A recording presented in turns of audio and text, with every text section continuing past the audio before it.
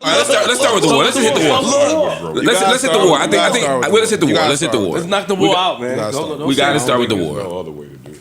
That's the responsible thing to do, and this is a responsible podcast. That's true. That's what we're known for. So, since the last time you all were here, it's just ugly. The United States and Israel launched an attack on Iran. It's an attack that has resulted in lots of death. We saw the first day 50 school children killed. The next day we saw almost 3 times that amount. We've seen people hiding in the streets. People in Tehran, Iran, are like in bomb shelters. Schools are being destroyed. Lots of innocent lives lost. Iran has responded by hitting some of the nuclear bases. I'm sorry, not the nuclear. Some of the military bases, in the Gulf, places like Bahrain and other places. It's a really ugly situation. And I'm gonna get right to it. It's an unnecessary situation. This did not need to happen. The idea that Iran was on the verge of a nuclear weapon is the argument that they've been making every month for the last 30 years. Yeah, it's just what they say. There's no proof of it. And in fact, they were in negotiations the very day of the bombing to make sure that Iran's nuclear program didn't expand. Although we could have a conversation about why everybody in the world could have a nuclear weapon except brown people and black people. Israel got one, U.S. got one, France got one. You know, we could keep going, but like suddenly when certain people get it, it's a problem. But there was no evidence that they had one, and so the bombing was unnecessary, and it served a bigger interest. And so the idea that you can indiscriminately bomb another country, the idea that you can kill the leader of a sovereign nation. I'm talking about Ayatollah Ali Khamenei, who's the supreme leader of Iran. Like the fact that all that can happen and we're pretending that it's okay. And I don't mean us up here. I mean too much of the global community speaks to how heavy the propaganda is. And so we are in a very serious war, and people are dying everywhere. Journalists are dying. Citizens are dying. Teachers are dying. We just saw 11 people die, including some children die in Israel, in Jerusalem in particular 2 days ago. So this is getting ugly. And it's only going to get uglier. Donald Trump says that he's prepared for this mission to take 5 weeks, but he could go far longer if it needs to. That word need is doing a lot of work in that sentence because there's a very clear plan here, and it's been in play for a long time. I don't think this is going to be 5 weeks, and I think there's going to be another excuse and another pretext for more illegal, unnecessary, indefensible violence. So this is a crazy time, and I just need everybody to know how crazy this time is. Everybody listening, everybody watching. The world is on fire, y'all, on so many places and in so many ways, and this is another thing. And while this is happening, people are being bombed in Lebanon. People are being bombed in Gaza, partly because the smoke screen is up about what's happening in Iran. So, everybody finally just do your own research. Don't just listen to mainstream cable news. Don't just listen to the liberals or the conservatives, because a lot of them are also filled with the propaganda that Iran is the bad country, we're the good people. We've been doing that since Hulk Hogan in the Iron Sheik. You know what I mean? Like, we've been taught that since we were kids, and it's never been true. It's always more complicated, and we got work to do in terms of education. How do you propose to be educated when? I'm agreeing with you, yeah. But I'm just a question. Like, how do you propose we educate ourselves for the people out there when mainstream media is the main vice that everybody uses for data? It's so interesting, and I agree that's the problem. I think the same way we find alternate insights, people live on YouTube for everything else. That's true. When we want to find a theory about why an album didn't come out, or what an artist really meant, or what a lyric means backwards, or all these debate, all this shit, we can find this information. One thing is to listen to the people in that country. Don't just listen to our state media, listen to Iran media. And I'm not saying believe everything Iranians tell you. I'm saying listen to media from other places. I work at Al Jazeera. I'm biased, but I think Al Jazeera is a great place to get alternate perspectives. That's what they're saying. They're saying that you guys are giving probably the most truthful reports of what's going on around the world. I think so too, because we don't sugarcoat this. I mean, there are people, because the other piece of this is they're going to say Iranians are not free. They're going to say Muslim women in particular in Iran are not free. LGBTQ folk in Iran are not free. And again, that's such a lazy analysis. People are unfree in a lot of places. It doesn't give us the right to go there and kill their leaders. It doesn't give us a right to wage war against them.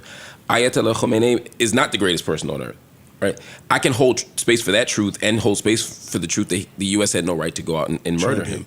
And those two things have to come in. And there's a long-standing narrative in the West about the Middle East, which is that we need white men to save brown women from brown men. So we always say, we're going to go out there and liberate the women. That's what we said in Afghanistan. That's what we said in Iran. That's what we say in Pakistan. Right. Wherever we go, we're going to liberate the women. Operation Iraqi Freedom. And all we do is go in and plunder and destroy, and we don't allow them to rebuild. We occupy, we take over. It's basically imperialism by new means.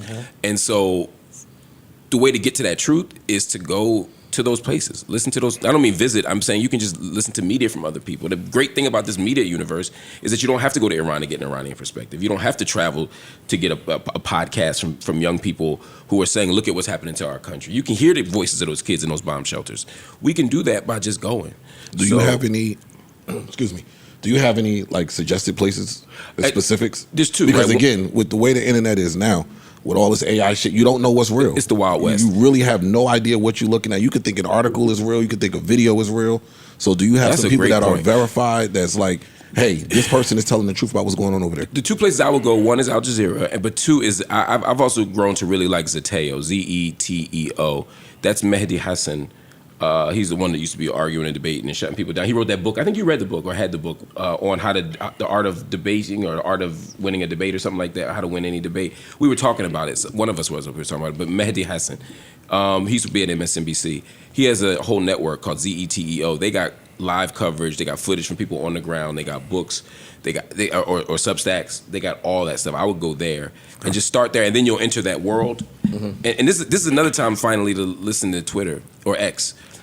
Because people not everybody on X, but the people who don't have any other means of getting their voice out, just like when we were in Ferguson, just like we saw in Gaza, like people are there saying, hey, here's our story. We have access to it. So this is a big deal, y'all. Don't let anybody tell you it's not. This is huge. And this could change all of our lives. Sure. And even if you only care about oil.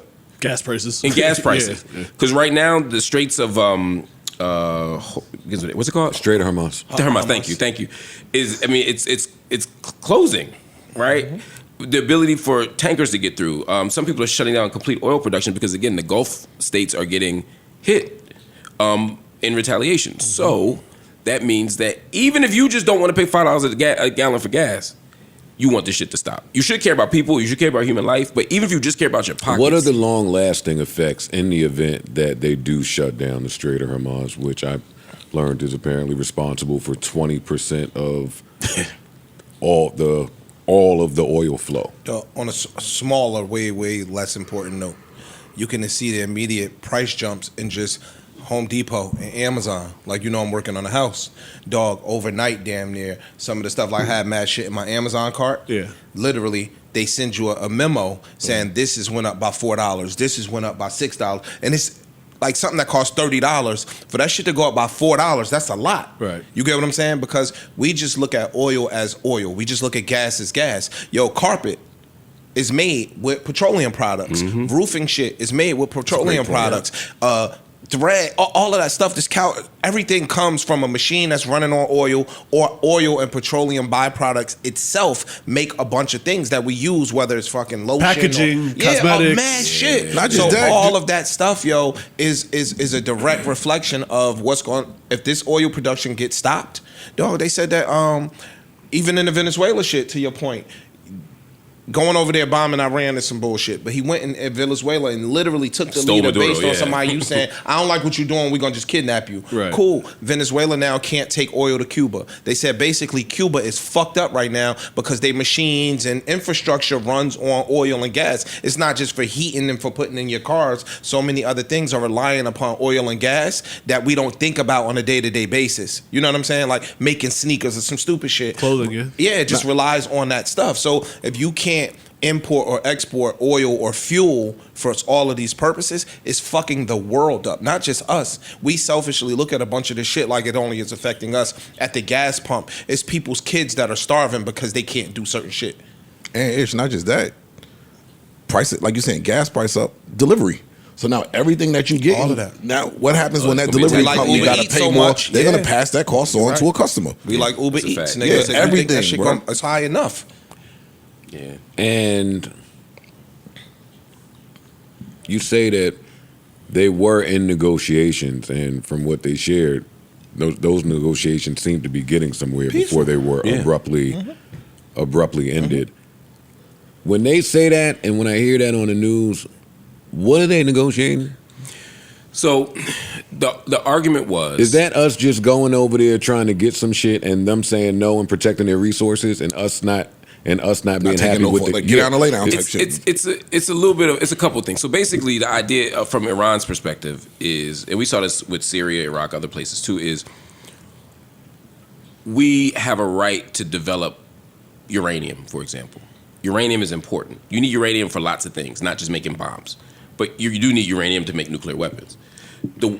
Israel, in this case, is saying, we don't want Iran to have a nuclear weapon because they pose an existential threat to us, which is itself a conversation. That's another conversation for another time. I don't agree with that position. It's not a true position, and it ignores the fact that Israel also has its own nuclear weapons in Dimona in southern Israel, right?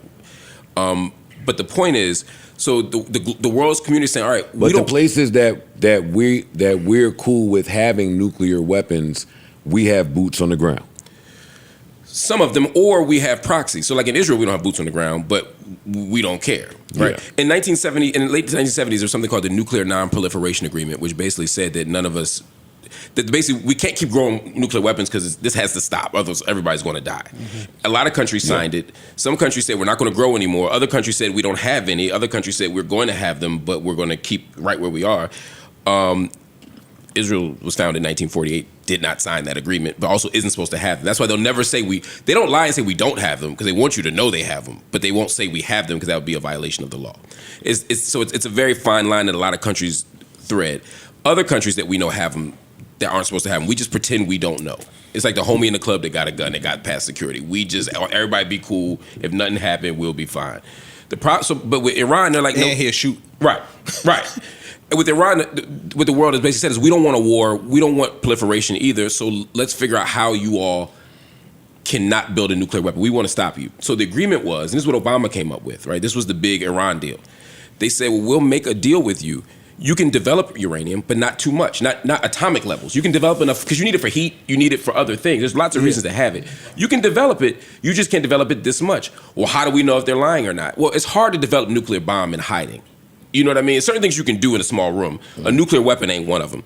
So the idea was we'd have the United Nations inspectors travel over there on a regular basis, search the whole country, everything's up for grabs, and we can look and see if you've built it. We can also see how much uranium you've enriched. This was part of the deal. Trump came in and got rid of the deal. Immediately. Because, you could argue they did that because they didn't really want peace. They wanted a beef with Iran. They wanted you to bump dude in the club so that he could pull out. You get what I'm saying? Why? Because Israel does not want Iran to exist. Okay, we're back to that. Yeah. Mm-hmm. This is not an American concern. This is an Israeli concern, and because the United States views Israel as its biggest ally in the Middle East and its outpost, you know what I mean? It's like, okay, we want to follow their lead, and so in some ways the tail is wagging the dog. We're the superpower, but we're following their lead because we have interests together.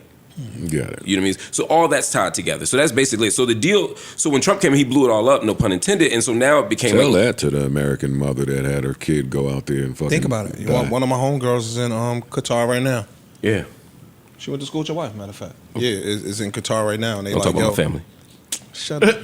And they saying that like she got kids and a husband and all of that, and they just like, yo, the niggas is petrified. No Joe Biden.